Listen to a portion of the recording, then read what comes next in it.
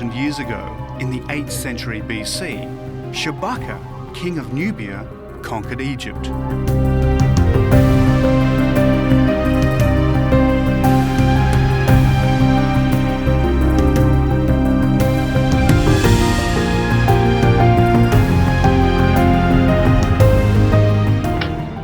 We began cleaning this part of the tomb, and an inscription began to emerge in red paint.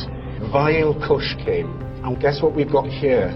We've got an invasion of Egypt by the kingdom of Kush, not just Kush alone, as it turned out, but Kush at the head of an enormous army that covered the landscape of Egypt.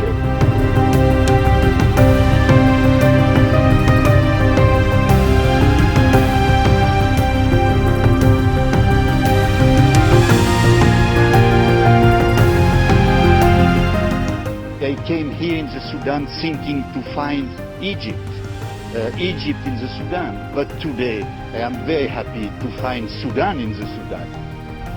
Charles Bonnet of Geneva University has dedicated a lifetime's work at Kerma to setting the record straight.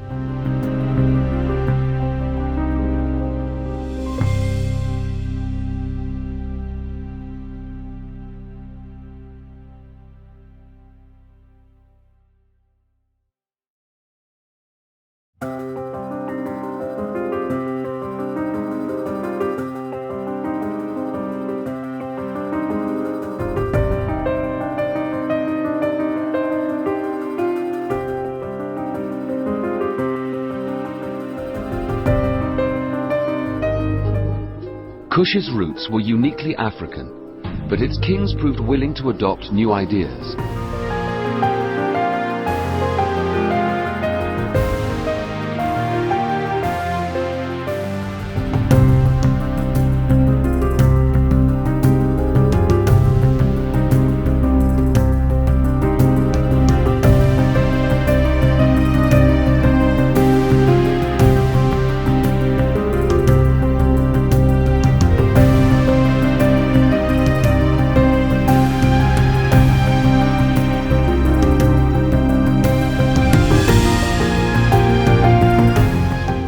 This statue of an Egyptian noblewoman was just one of the many Egyptian grave goods Reisner found in 1916.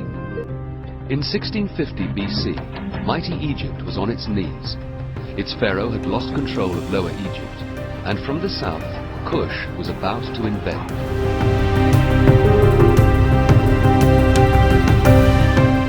The pharaohs meant for their monuments to endure, and this great temple at Soleb is Sudan's most majestic Egyptian ruin.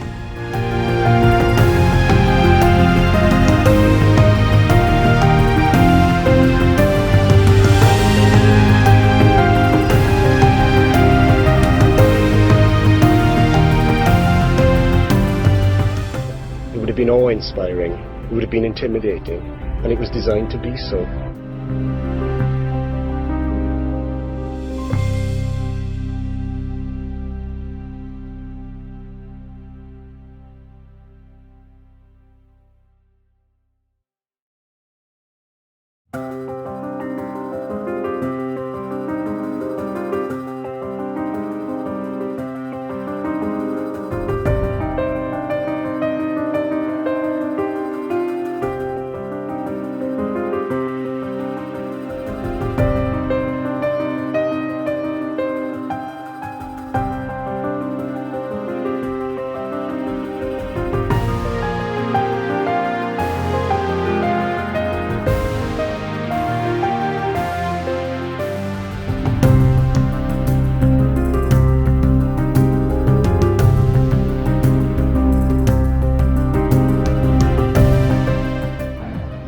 Around 900 BC, a new Kushite dynasty emerged from the shadows. Kings who were to mastermind the second coming of Kush.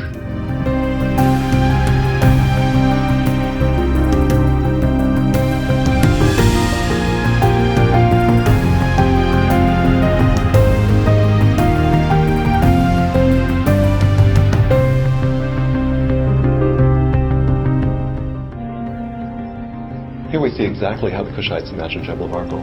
This is a temple built to the goddess Mut.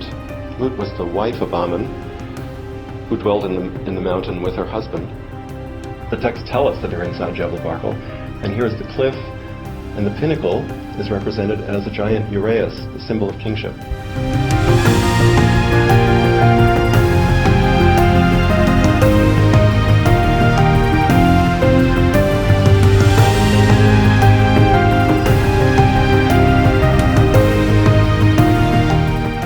In 750 BC, Egypt was in chaos, the remnants of power held by its priesthood.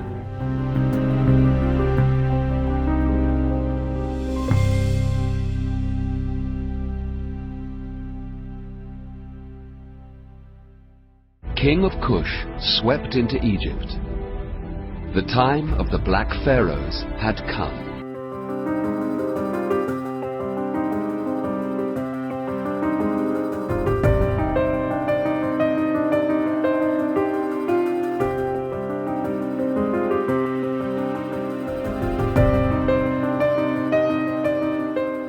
These are the funerary chapels of the gods' wives of Amun, and in fact Amenertus and Shep-en-Wepet, who are represented here, are members of the royal family of the Kushites.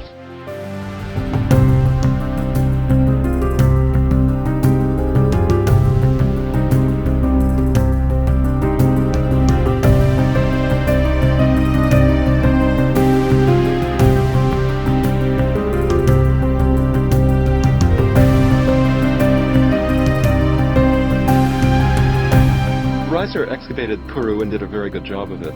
However, his conclusions are a bit bizarre. He believed that there was a branch of the Libyan royal family that came down here and ruled it over the local people. Libyan is a kind of watchword for light skin. So it was kind of a racist interpretation of history based on his own biases. The greatest of all the forgotten Black Pharaohs was Taharqa. In 690 BC, he ascended to the thrones of Kush and Egypt in a reign that was to last 26 years.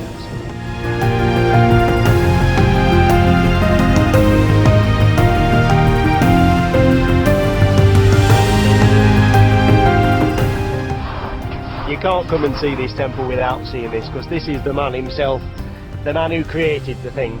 This is Taharqa here, processing towards a series of gods on the wall of his own temple, which he built between 684 and 680 BC.